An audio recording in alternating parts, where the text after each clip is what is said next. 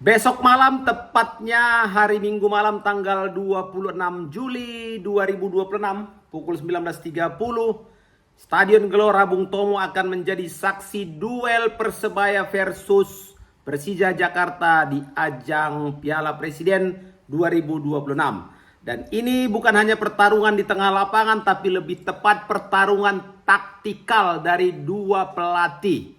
Bernardo Tavares yang kita kenal sebagai ahli strategi dengan organisasi permainan yang rapi akan berhadapan langsung dengan Sintayong yang sudah mengubah wajah sepak bola Indonesia dalam beberapa tahun. Dan sobat-sobatku, apakah Bernardo Tavares bisa menghentikan era baru Sintayong di Persija, atau justru Sintayong yang membungkam publik Surabaya dengan filosofi sepak bola modernnya? Mari kita bedah duel taktik preview match laga antara Persebaya versus Persija Jakarta. Tapi sebelumnya jangan lupa kalian untuk bantu like, share, subscribe, dan berikan komentar terbaik kalian sobat.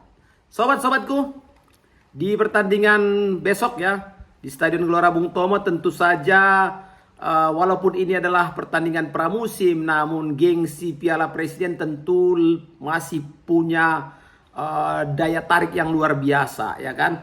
Dan tentu ini juga menjadikan ajang bagi kedua pelatih untuk melihat seperti apa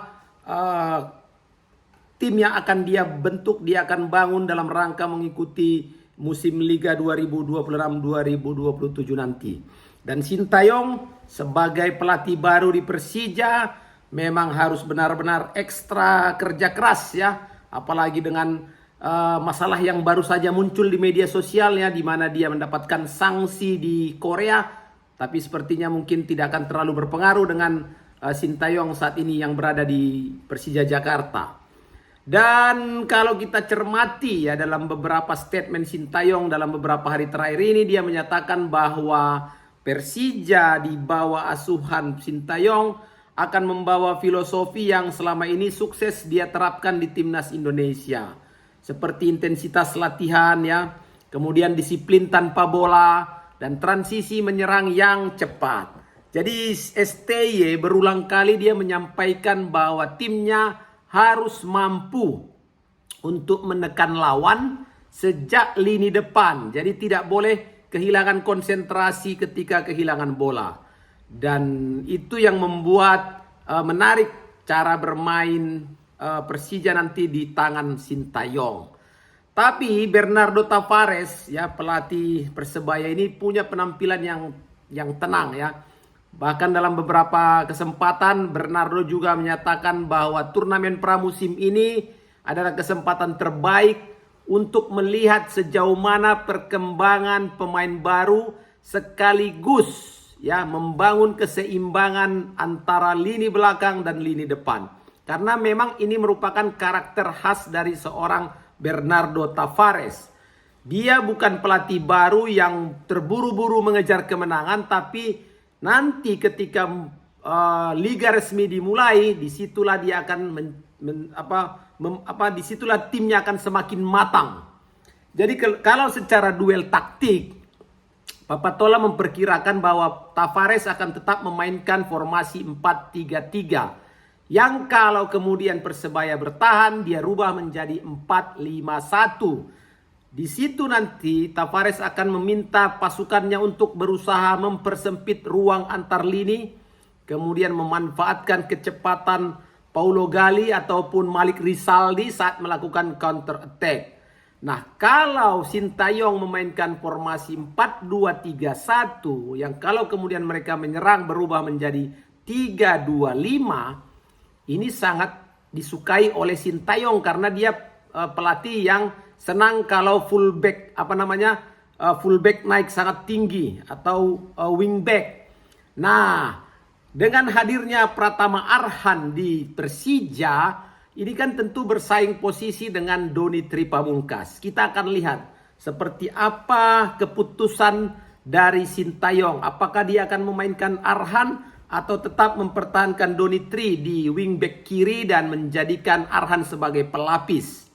Sobat-sobat, di sisi lain, di sisi kanan ada juga nanti pemain asing Persija, Karim Memija. Dan ini akan membuat menarik bagaimana dua bek sayap dari Persija ini naik tinggi untuk menyerang. Dan dua gelandang bertahan untuk menjaga keseimbangan tim. Ini yang menjadi pola yang sering digunakan oleh Sintayong. Tapi Papatola belum bisa lah ya untuk memprediksi siapa-siapa saja pemain yang akan diturunkan oleh kedua pelatih. Karena sifatnya ini adalah turnamen pramusim, tentu semaksimal mungkin kedua pelatih akan melakukan rotasi besar-besaran. Baik mulai dari babak kedua, pertengahan babak kedua atau akhir-akhir babak kedua. Tapi yang pasti kita akan melihat seberapa banyak pemain yang dilakukan pergantian oleh kedua pelatih dan kemudian seperti apa skema yang ingin dibangun atau karakter apa yang ingin diterapkan oleh kedua pelatih nanti bagi kesebelasan masing-masing dalam rangka menuju Liga 2026-2027. Kalau berbicara pemain-pemain baru atau pemain-pemain asing, kita nanti bisa melihat duel dari Radovan Pankov dan juga Dennis Kollinger ya. Ini merupakan dua benteng baru Persija ya. Maksudnya duet bukan duel ya. Dan Kollinger memiliki postur yang hampir 2 meter. Ini tentu akan membantu dan sangat dominan dalam duel udara. Sedangkan Pankov katanya dia punya keunggulan dalam membaca permainan. Jadi kalau Persebaya hanya mengandalkan crossing menuju Ramadan Sananta, dua pemain ini tentu menjadi tembok yang susah untuk dikalahkan oleh Sananta. Nah kemudian kalaulah ada juga pemain baru dari Persija, Sepan Loncar. Ini juga pemain penting ya karena dia punya pengalaman bermain di Eropa dan bisa mengalirkan bola ke sayap dan juga punya tendangan jarak jauh yang berbahaya. Jadi kalau Loncar bisa tampil dominan, Persija sepertinya akan menguasai pertandingan. Sobat-sobatku, pada saat kemarin ya di anniversary 99 tahun Persebaya, kita melihat bagaimana Persebaya bermain bagus sebenarnya di babak pertama saat menghadapi PSIS Semarang. Namun karena kemudian juga pelatih memainkan rotasi-rotasi pemain, akhirnya PSIS bisa menyamakan kedudukan menjadi 2 sama. Sobat-sobat Papatola, di sebuah turnamen pramusim, walaupun ini adalah piala presiden ya, turnamen yang bergengsi, memang kita tidak bisa melarang bagi seorang pelatih untuk memainkan banyak pemain. Karena memang di satu sisi walaupun mereka mengincar kemenangan, tapi bagi pelatih sesungguhnya turnamen pramusim ini adalah dalam rangka menyiapkan tim, melihat kesiapan tim, melihat kesiapan para pemain, memadukan mereka di lapangan, ya kan, memperlancar komunikasi.